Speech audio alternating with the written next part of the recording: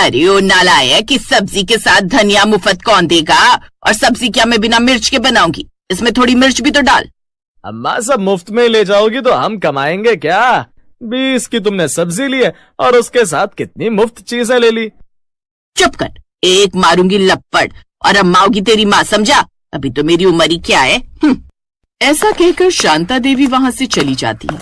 ये कहानी है नासिक के रामपुर की, जहाँ रहती थी शांता देवी, जिन्हें पूरे मोहल्ले में लोग लालची औरत के नाम से जानते थे। शांता देवी की एक ही आदत थी कि जहां पैसा देखा वहीं उनकी आंखें चमकने लगती थी। उनका बेटा राजेश बहुत सीधा साधा था और एक कंपनी में नौकरी करता था। हाल ही में उसकी शादी हुई थी पूजा से, जो कि बहुत ही समझदार, हंसमुख और थोड़ी शरारती लड़की थी। राजेश और पूजा एक दूसरे को बहुत प्यार करते थे और दोनों शादी कर घर आ गए, जिसे देख शांता ने कहा, नालायक, एक बार बता तो देता, तुझे ब्याह करने की इतनी हुड़क उठी हुई थी तो ढंग की कोई लड़की लेकर आती जो अपने साथ खूब दान दहेज ले आए, लेकिन तू तो इसे ले आया जो है ठन ठन गोपाल को। ओफो मम्मी, तुम भी ना बस दहेज दहेज। अरे एक बार अपनी बहू को देखो तो सही, आखिर क्या बुराई है इसमें? फिर शांता देवी ने बहू को ऊपर से नीचे तक देखा। बहू तो ठीक है पर साथ कुछ नहीं लाई। खैर वो तो मैं इससे आज नहीं तो कल वसूल ही लूंगी। अब बेमन से वो अपनी बहू का स्वागत करती है, लेकिन पूजा खुश मिजाज लड़की थी। वो जानती थी कि वो जल्दी ही अपनी सास का दिल जीत लेगी। फिर अगली सुबह पूजा रसोई में गुनगुनाते हुए काम कर रही थी। माँ जी, आज आपके लिए आलू के पराठे बनाऊं? हाँ हाँ, पर मक्खन ज्यादा मत लगाना, मक्खन महंगा आता है। हैं? ये कैसे घर में आ गई मैं जहाँ मक्खन भी गिनकर खाया जाता है? मम्मी जी, अब मक्खन नहीं खाएंगे तो फिर मोटे कैसे होंगे? कोई जरूरत नहीं है चर्बी बढ़ाने की, खा खा कर ढोल बन जाएगी, फिर कहेगी मुझसे कुछ काम नहीं होता। ऐसा कहकर शांता देवी रसोई से बाहर चली गई। पूजा को पहले दिन ही समझ आ गया कि उसकी सास कैसी है। ऐसे कुछ दिन बीत गए। फिर एक रोज शांता देवी बाजार गई हुई थी, जहाँ उसने अपनी पुरानी सहेली कमला को देखा, जो एक बड़ी कार से निकली। ओ तेरी, ये तो कमला है जिसके स्कूल में हर वक्त नाक बहती रहती थी, लेकिन आज ये इतनी बड़ी गाड़ी में जरूर किसी की चुरा कर लाई होगी। शांता झट से कमला के पास गई। अरे कमला, ये तू ही है ना? शांता, हाँ ये मैं ही हूँ, लग रही हूँ ना एकदम मधुबाला। हाँ, लेकिन ये चमत्कार हुआ कैसे? तू लंगूर से हूर कैसे बन गई? क्या कहा? अरे मेरा मतलब है तू बड़ी अमीर लग रही है। हाँ वो तो मैं हूँ, पता है मेरे घर में 2-2 नौकरानियां हैं, मैं कुछ काम नहीं करती, मैं तो बस आराम करती हूँ, आराम। ये सुनकर तो जैसे शांता देवी की आंखें चमक उठी। वाह रे ऊपर वाले, तूने भी क्या किस्मत लिखी है इसकी। तभी कमला बोली, शांता, ओ शांता, किन ख्यालों में खो गई? वैसे मैं कह रही थी कि मुझे एक और नौकरानी चाहिए। वो क्या है ना, मेरा कुक अपने गांव जा रहा है। तेरी नजर में कोई है जो अच्छा खाना बना सके? और पैसों की चिंता मत कर, वो तो अच्छे खासे ही मिलेंगे। बस ये सुनकर तो जैसे शांति के दिमाग में बिजली दौड़ गई। अगर मेरी बहू भी किसी के घर काम करे और पैसे मुझे मिले तो मजा आ जाए। फिर दिमाग में उसने एक चाल चली। अरे मैं तुम्हें एक बहुत अच्छी लड़की दिलवा सकती हूँ, वो खाना भी बहुत अच्छा बनाती है, लेकिन उसके लिए पूरे 50,000 लगेंगे। शांता, मुझे नहीं पता था कि तूने प्लेसमेंट एजेंसी स्टार्ट कर। खैर मुझे कोई प्रॉब्लम नहीं है, ये ले 50,000 और उसे कल ही भेज दे। पैसे देकर कमला वहां से चली गई और शांता की आंखें तो वो पैसे देखकर चौंधियाई गई। हाय हाय, क्या दिमाग लगाया तूने शांता, तूने तो सचमुच कमाल कर दिया। बहू को बेच भी दिया और उसे पता भी नहीं लगने दूंगी।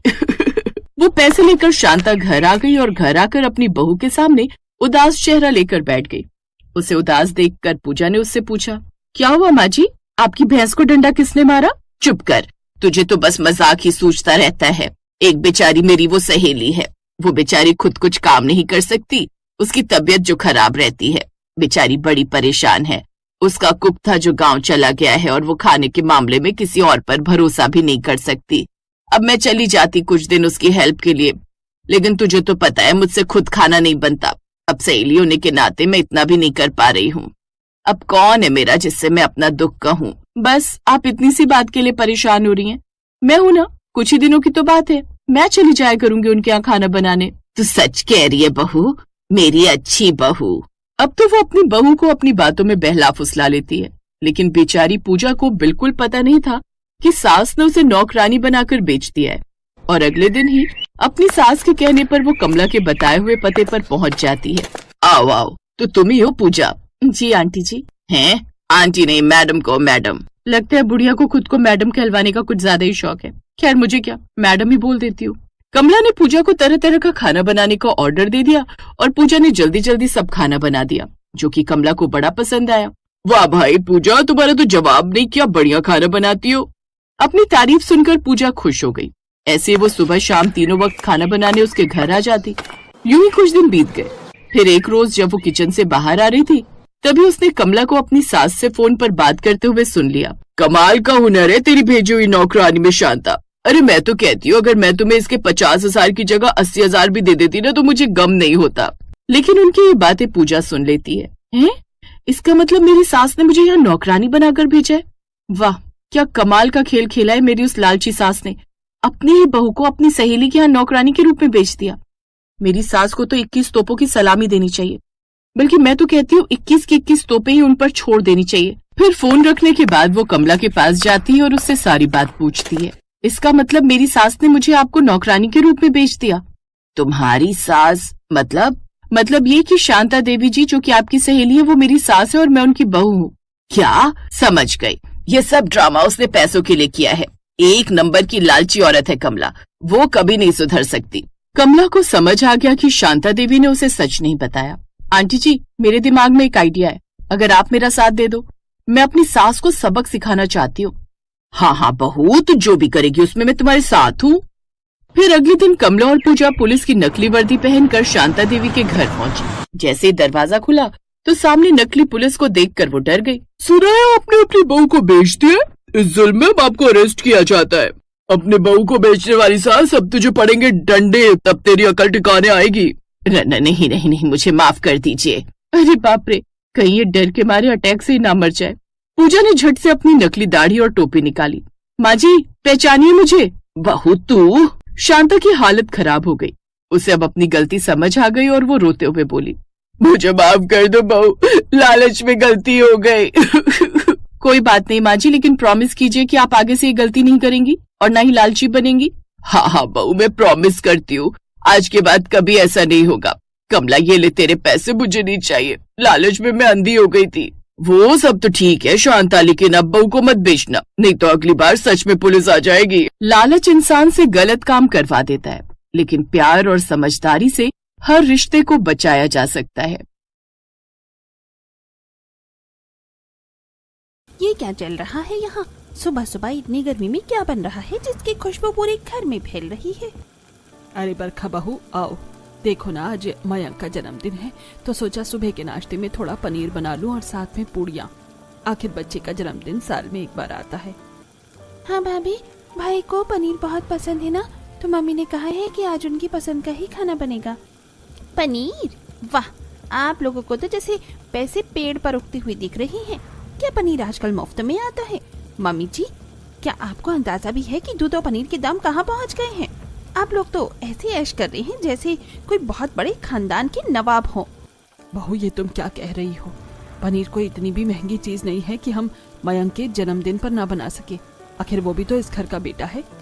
बेटा है तो क्या हुआ, क्या उसकी जेब से पैसे आ रहे हैं?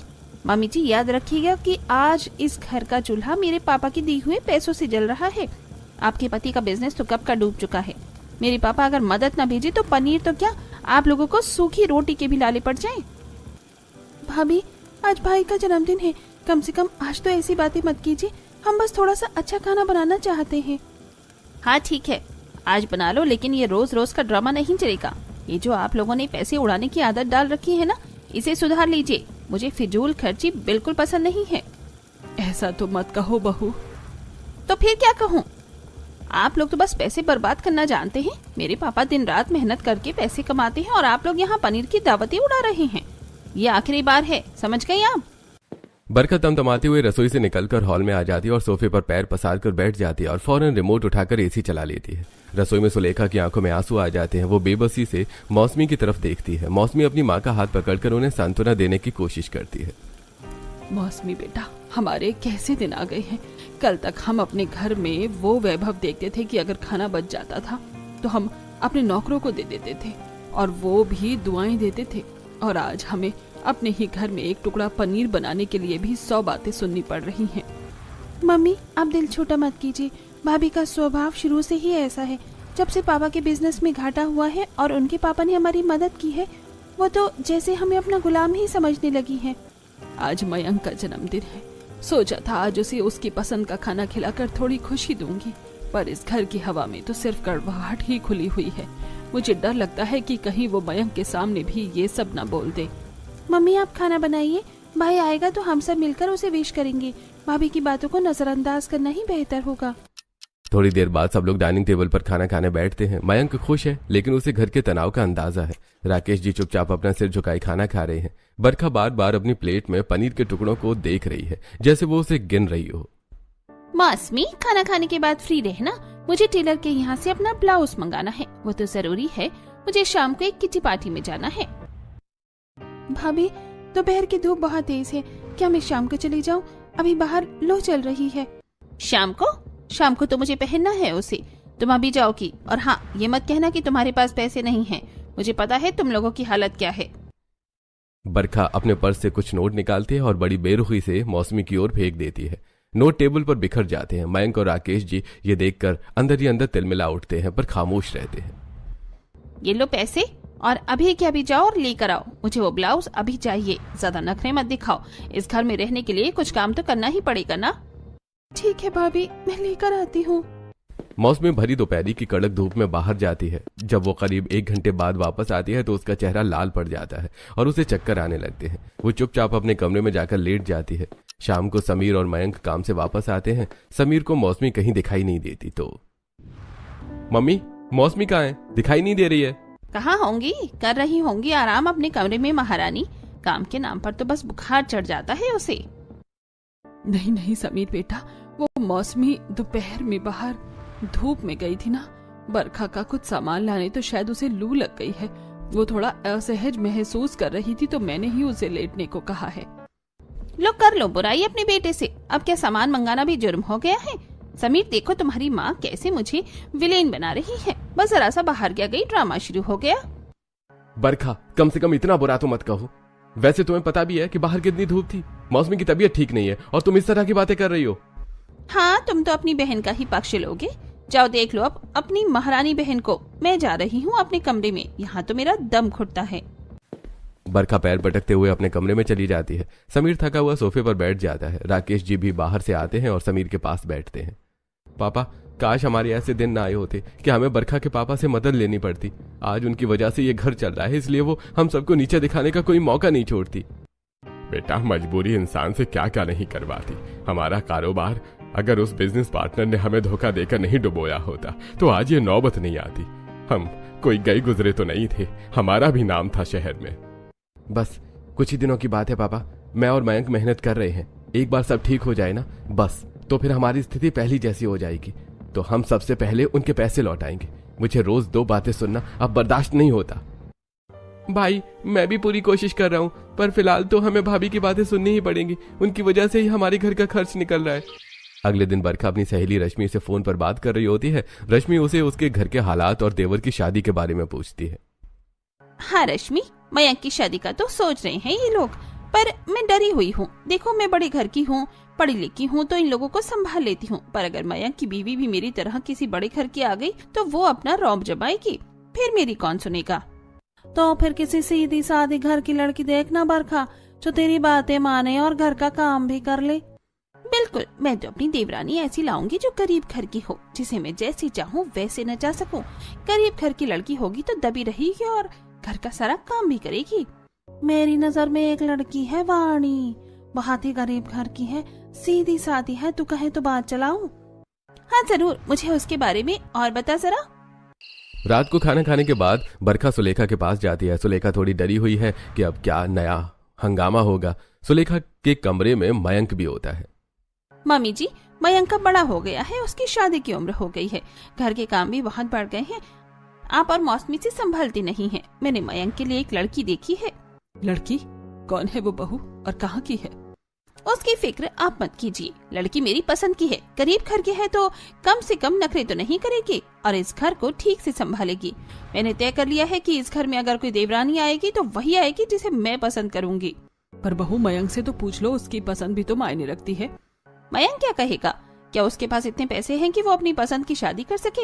याद रखिए, शादी का सारा खर्च भी मेरी तरफ से होगा, इसलिए जुबान बंद रखिए और जो मैं कह रही हूँ वो मान लीजिए।